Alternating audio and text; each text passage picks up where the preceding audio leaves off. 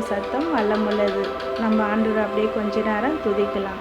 சோதர ஆண்டவரே, இயேசுவின் நாமத்தினால் அப்பா இந்த நாளையும் கூட ஆண்டவரே உங்களுடைய நாமத்தை நாங்கள் மகிமைப்படுத்துகிறோம். ஆண்டவரே, நீர் நல்லவர், வல்லவர், இரக்கமுள்ளவர், தயவுள்ளவர், மாறாதவர், மகிமைக்குரியவர், பெரியவர், ரட்சகரே. உம்மை உயர்த்தி நாங்கள் துதித்து சோதரித்து நாங்கள் ஜெபிக்கிறோம் அப்பா.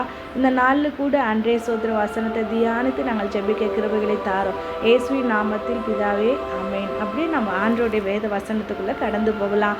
எபிரேயர் 12:1 ஆண்டு சொல்லியிருக்கிறாரு, மேகம் போன்ற இத்தனை திரளான சாட்சிகள் நம்மை சூழ்ந்து கொண்டிருக்க பாரமான யாவற்றையும் நம்மை சுற்றி நெருங்கி இருக்கிற பாவத்தையும் தள்ளிவிட்டு விசுவாசத்தை துவக்குகிறவரும் முடிக்கிறவருமாய் இருக்கிற இயேசுவை நோக்கி நமக்கு நியமித்திருக்கிற ஓட்டத்தில் பொறுமையோடு ஓட கடவோம் அப்படின்னு ஆண்டு சொல்லியிருக்கிறார். பாருங்க, இங்க ஆண்டு நமக்கு மேகம் போன்ற இத்தனை திரளான சாட்சிகள் நம்மை சூழ்ந்து கொண்டிருக்க அப்படின்னு ஆண்டு சொல்றாரு. நமக்கு ஒரு பிரச்சனை வந்தாலே நம்ம சோர்ந்து போயிடுறோம். அடுத்தது அவிசுவாசமா திங்க் பண்றோம், அவிசுவாசமான காரியங்களை முயற்சி பண்ணுறோம். அப்படி இல்லை, நமக்கு முன்னாடி இருந்த முன்னோர்கள் பாருங்க, அவங்கெல்லாம் யார் அப்படின்னு பார்த்தீங்கன்னா எபிரேயர் 11ஆம் அதிகாரத்தில் 32, 33, 34 ஆண்டு சொல்லியிருக்கிறாரு.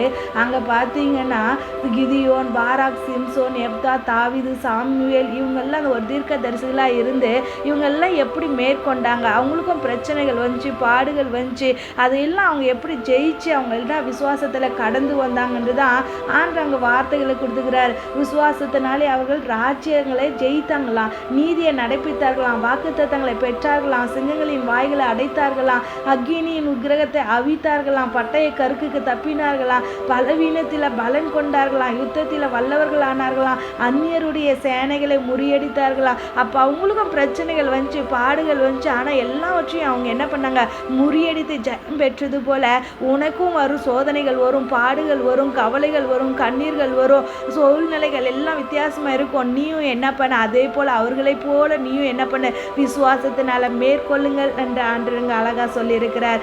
அதே போல் நம்மளுடைய வாழ்க்கையில் பாவமான யாவற்றையும் நம்ம சுற்றி நெருங்கி நிற்கிற பாவத்தை தள்ளிவிட்டு நம்மளை சுற்றி வருகிற பாவங்கள், சூழ்நிலைகள் எல்லாவற்றையும் என்ன பண்ணிடணும், நாம் தள்ளி விடணும். எதனால? விசுவாசத்தினால. அங்கே ஆண்டு அழகாக அப்படி தான் சொல்லப்பட்டிருக்குது. அப்போ விசுவாசத்தை துவக்குகிறவரும் முடிக்கிறவருமாய் இருக்கிற இயேசுவை நோக்கி நமக்கு நியமித்திருக்கிற ஓட்டத்தில் பொறுமையோட ஓட கடவுன்ட்டு அழகாக ஆண்டு சொல்லப்பட்டிருக்கிறார். அப்படியே கூட பார்த்தீங்கன்னா எபிரேயர் 11:40 ஆண்டு சொல்லியிருக்கிறார், விசேஷித்த நன்மையானதொன்றை தேவன் நமக்கென்று முன்னதாகவே நியமித்திருந்தார். அப்போது நமக்கு நியமித்திருந்தவங்க யார்? நமக்கு முன்னோர்களாக இருந்த பரிசுத்தவான்கள். அவர்களை நாம் என்ன பண்ணணும், கண் முன்னாடி வைத்து அவங்க எப்படி ஓடி ஜெயிச்சாங்க, அவங்கள நம்ம வசனங்களை தியானித்து அவர்களுடைய காரியங்கள் எப்படியா ஆண்டு ஜெயம் கொடுத்தார் என்றதை நாம் விசுவாசித்து பலப்படுத்தி நாம் என்ன பண்ணணும், கடந்து போக உதவி செய்யணும். ஆண்டு நம்மளோடு கூட இருக்கிறான்ற முதல் விசுவாசம் நமக்குள்ளே கடந்து வரணும். சூழ்நிலைகளை பார்க்காதீங்க, உங்களுடைய விசுவாசத்தை காத்து கொள்ளுங்க. ஆண்டு சொல்லியிருக்கிற உனக்கு நியமித்திருக்கிற ஓட்டத்தில் என்ன பண்ணு, பொறுமையாக ஓடு. அப்போ ஒரு சூழ்நிலை வருதுன்னா பொறுமையாக யோசிங்க, எதனால் வந்தது இது, எதனால் இந்த பிரச்சனை மாறும், எப்படி நான் ஜெபிக்கணும், இதற்காக ஆண்டு இடத்துல எப்படி காத்திருக்கணும், அவர்கிட்ட பதில் எப்படி நம்ம பெற்றுக்கொள்ளணும். அப்படியாக ஆண்டவர் நமக்கு என்ன கற்றுக் கொடுக்க விரும்புகிறார், இது எதனால் ஆண்டு எனக்கு அனுமதிச்சார், இதனால் நான் என்ன கற்றுக்கொள்ளணும்னு சொல்லிட்டு ஆண்டுக்கிட்ட நீங்கள் விசாரிக்கும் போது அழகாக ஆண்டு உங்களை வழி நடத்துவார். அப்போது சூழ்நிலைகளை கண்டு பயந்துடாதீங்க. பாவம் வந்துடுச்சே, பாவம் எனக்குள்ளே வந்துடுச்சே, அதுலேருந்து நான் எப்படி மீண்டும் வருவேன்னுட்டு நீங்கள் என்ன பண்ண யோசித்து கவலையோடு கண்ணீரோடு இருக்காதீங்க. அதுலேருந்து நீங்கள் ஈஸியாக வெளியில் வர முடியும். ஆண்டுக்கிட்ட ஒப்பு கொடுங்க. ஏசப்பா, என் ஆவி ஆத்மா சரீரத்தெல்லாம் ஒப்பு கொடுங்க, ரத்தத்தினால கழுவுங்க அப்பா, உடைய வசனத்தை அனுப்பி குணமாக்குகிற தகப்பனே, ஒரு விஷயம் கூட அப்பா உடைய யூசப்பினால என்னை கழுவுங்கன்னு சொல்லி அன்றே நீர் கொடுத்த பரிசுத்த ஆவியானவரை என்னிடத்திலிருந்து எடுத்து போடாதீங்கப்பா. அன்றே எனக்கு கிருபைகளை தாங்கன்னு சொல்லிட்டு நீர் கண்ணீரோடு நீங்கள் இது என்னோட சேர்ந்து நீங்கள் ஜெபிப்பீர்களானா கர்த்தர் கட்டாயம் உங்களை எல்லா இக்கட்டுகளுக்கும் விலக்கி எல்லாரையும் சிறையிருப்பை மாற்றி தேவனாகிய கர்த்தர் இந்த நாள் இந்த நிமிஷத்தில் உங்களை ஆசீர்வதிக்க வல்லமை உள்ளவராக இருக்கிறார். இதை கேட்குற நேரத்தில் உங்களுடைய வாழ்க்கையில் ஒரு அற்புதங்களை அற்புதங்களை செய்வார், அதிசயங்களை நடப்பிக்க அவர் வல்லமையுள்ளவராக இருக்கிறார். ஆண்டவரே, எபிரேயர் 12:1 நீங்கள் அப்பா சோத்ரே இயேசுவின் நாமத்தில் எங்களுக்கு கொடுத்த வார்த்தைகள், வாக்குத்தத்தங்கள் அப்பா ஒவ்வொருவருடைய வாழ்க்கையில நிறைவேற்ற உதவி செய்யுங்க அப்பா. உடைய கிருபை உள்ள கருத்தில் எங்களை தாழ்த்தி நாங்கள் செபிக்கிறோம் அப்பா. எங்களுடைய குற்றங்கள் குறைகள் இருந்தால் மன்னிங்கப்பா. எங்களை அன்றைய சூழ்நிலைகள் இருந்து இதில் தப்பித்து கொள்ள எங்களுக்கு வகையை காட்டுங்கப்பா. ஆலோசனை தாங்கப்பா, ஞானம் தாங்கப்பா, புத்தி தாங்கப்பா, அறிவு தாங்கப்பா, கிருபை தாங்கப்பா, வழி நடத்துங்கப்பான்னு சொல்லி இயேசுவின் நாமத்தில் நாங்கள் செபிக்கிறோம். ஆண்டவரே, என் தேவன் நீர் பெரிய காரியங்களை செய்யும்படியா ஆண்டே நாங்கள் விசுவாசித்து செபிக்கிறோம். ஆண்டவரே, விசுவாசம் உள்ள ஜபம் பிணியாளிகளை ரட்சிக்கும் என்று வேதத்தில் நாங்கள் வாசிக்கிறோம். ஆண்டவரே, விசுவாசமானது நம்பப்படுகிறவர்களின் உறுதியோ காணப்படுபவர்களின் நிச்சயமாய் இருக்கிறது. ஆண்டவரே, இயேசுவின் நாமத்தினால் அப்பா எங்களோட நன்மையை காண எங்களுக்கு கிருபைகளை தாங்கப்பா. எங்களை ஆசீர்வதிங்கப்பா. எங்கள் குடும்பங்களை ஆசீர்வதிங்க, எங்கள் பிள்ளைகளை ஆசீர்வதிங்க, எங்கள் சகோதரர்களை ஆசீர்வதிங்க. ஆண்டவரே, இயேசுவின் நாமத்தில் இதை கேட்குற ஒவ்வொருவருக்குள்ளப்பா ஆண்டே உற்சாகத்தை ஆவியினால் நிரப்புங்க, அக்னினால் நிரப்புங்க, வல்லமையினால் நிரப்புங்க, கிருபையினால் நிரப்புங்க.